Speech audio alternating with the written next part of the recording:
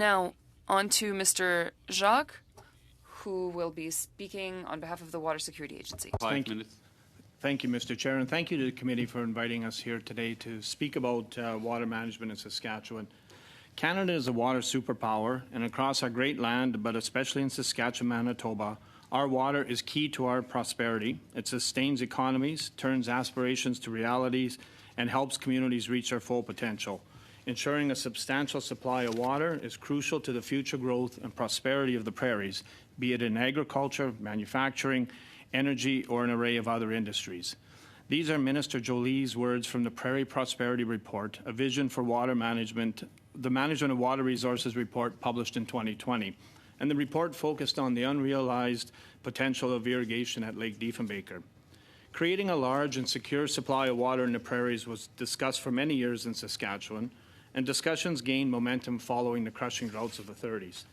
The decision to proceed with the project was made in 1959 with construction and completed in 1967. And Lake Diefenbaker was formed by the construction of the Gartner Dam and the Qu'Appelle River Dam. Lake Diefenbaker was envisioned to provide water for power generation, irrigation, drinking, and urban and industrial development.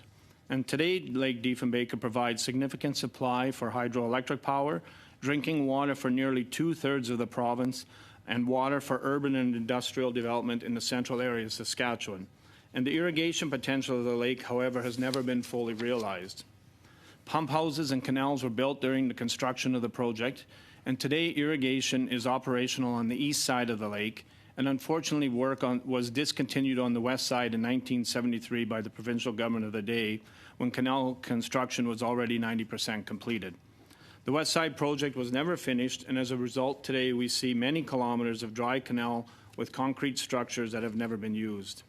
Lake Diefenbaker has the potential for up to 500,000 acres of irrigation acres, and we are now focused on building out irrigation infrastructure on the west side of Lake Diefenbaker. Lake Diefenbaker Irrigation Project represents one of the most unique opportunities in Canada to deliver on food security, climate resiliency, and economic growth. Irrigation enables producers to grow diverse, high-value crops, which increases on-farm profitability and enables value-added processing, business attraction, and employment.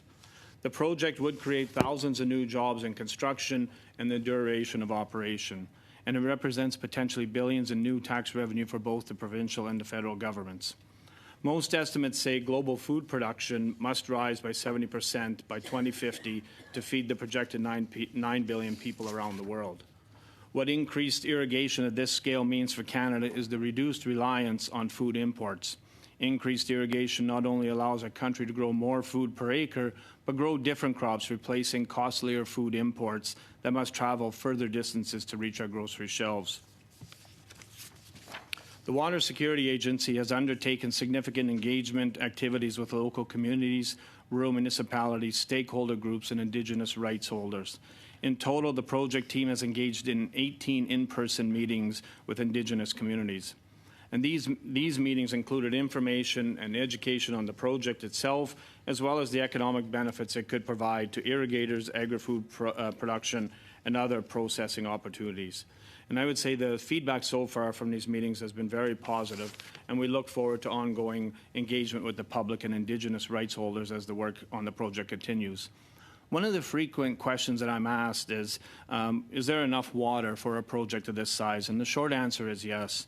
In preparing for some of the preliminary work of these projects, WSA examined nearly 90 years of flow data to better understand the water supply and its availability and sustainability. And we found with normal operations, there is almost 900,000 acre-feet of water available, and these projects, when fully built out, would use less than 700,000 acre-feet per year. For some perspective, each year water lost due to evaporation equals about 4% of the annual inflow into Lake Diefenbaker, and these projects would use around 2% of annual inflow. We believe the time for the project to move forward is now. The projects hold immense potential for Canada with strengthened food security, climate resilience, water sustainability, and lasting economic benefits. Building the Lake Diefenbaker's projects would be a tangible step towards achieving these goals and solidifying Canada's position as a global leader. And over 50 years ago, we built Lake Diefenbaker together, and now is the time to fulfill the national historic vision and secure our future. Thank you, Mr. Thank you Chair. very much. Mr. Cram for 6 minutes. Thank you very much, Mr. Chair, and thank you to all the witnesses for being here today. My questions will be for Mr. Jacques and Mr. Cooper from the Saskatchewan Water Security Agency. First off, could you explain to the committee the benefits to farmers and to agriculture of having abundant access to an irrigation system and fresh water as compared to just relying on rainwater for farmers? Yes, thanks, Mr. Cram. I'll start, and then Mr. Cooper can jump in. But what I would say, especially in years when there's drier conditions, I mean, it gives the producers that certainty to have enough water to produce a crop. They are, for example, this year we saw some of the irrigated yields on Durham, for example, to be close to 100 bushels an acre in the irrigation district, where the dry land production was, under 30 bushels per acre. So it gives the producers that certainty. But I would say it's the ability to start growing higher value crops, diverse crops, and we are seeing examples of that, in our province. I don't know if you have anything to. No, I think you covered it well. I would maybe add just a couple of things. In recent years, we've had challenges with food security, and I think what we're seeing now is the ability to grow more table-ready foods locally is a big benefit. And so I think expanding irrigation creates more of those opportunities, so that's another benefit. And could you elaborate on some of the types of crops that could be grown with access to this irrigation system that are not being grown right now? Yeah, so what we're seeing, we are seeing some of the existing irrigation already, vegetable production. We're seeing some specialty crops. There was one producer I was aware of that grew, different varieties of irrigated beans that normally wouldn't be grown in our province. We're seeing a local company growing, carrots for local production and local grocery stores in our province. So I think those are the opportunities that are there. Now, part of the role of this committee is to make recommendations about the role of the new Canada Water Agency.